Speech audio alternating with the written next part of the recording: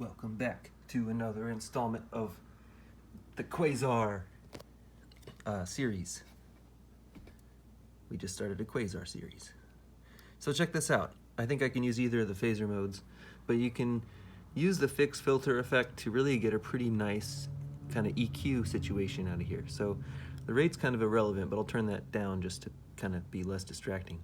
The depth is important because you need to turn that all the way down to sort of stop the filter.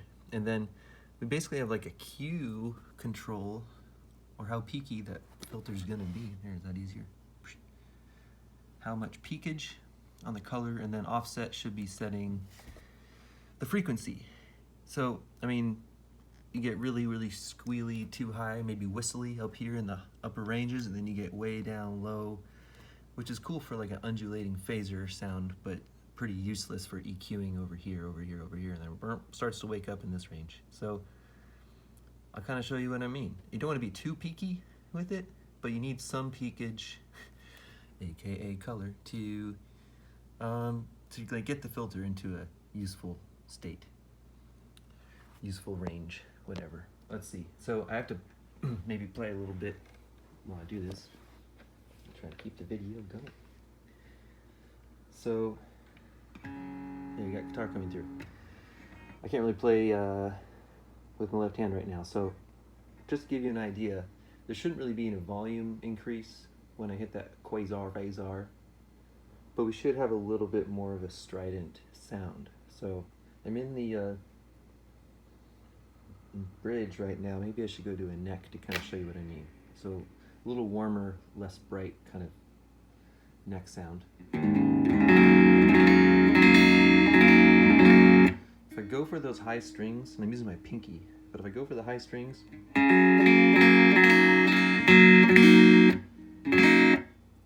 I can target those. But when I hit all the strings, you know, it's typical neck pickup, kind of muted, which is useful.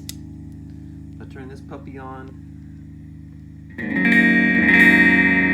hear some of the peak going on, maybe too much. And I want a little more of an airy range. You can hear it whistling in there. There we go. So there's a lot more chimey bite going on. I'm not really trying to demonstrate this very well. I just wanted to capture it and explain it. But I'll sweep this with a little more peak so you can kind of hear what's going on. So get some rough spots in there. Now we're like a cocked wah. Now we're opening up more into the voice of the guitar. Yeah. So if I turn that off,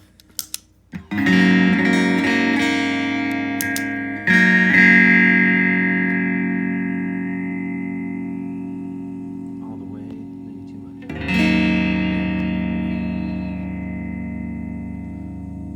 If there's no color, you don't really much effect. There we go. Yeah, so if you need an EQ, which, okay, let me be real for a second. Taking this little board on a couple of gigs lately, and I can usually get more like attack or EQ kind of treatment from this overdrive pedal, but I'm going more for like a gain stage there, not trying to do a whole lot of filtering, but I can do some there. Lately I've been frustrated trying to get what I need and without using a full-on EQ or compressor or something to really make a big difference. And you know, I'm only using a couple things here, so the buffer on this Moleko actually is hugely helpful.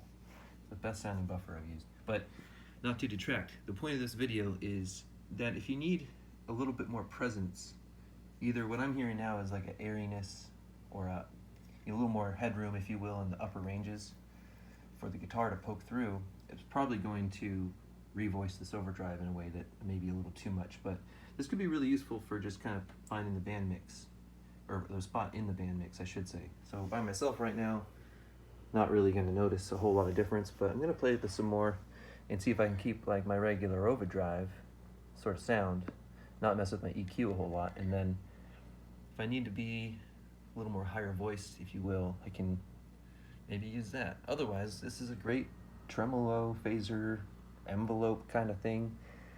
It's sort of my least used pedal on this little board because it's for more special situations, but it does have very practical uses. Like today I was really surprised to learn about the filter thing. So go Brian Marshall SubDecay Part 2. And these are all awesome pedals. That's why they're on this tiny board, because they can do a lot of good stuff. But the thing's amazing. Pretty much all the Quasar phasers are they're going to be great. But you need to take your time with them. All right. That ends this episode. You still with me, Walter? Walter, you still with me? I'm over here. Do you have anything to say about the Quasar? One time I met Brian Marshall, the maker, and Walter would not stop barking. Anyway, take care. Bye.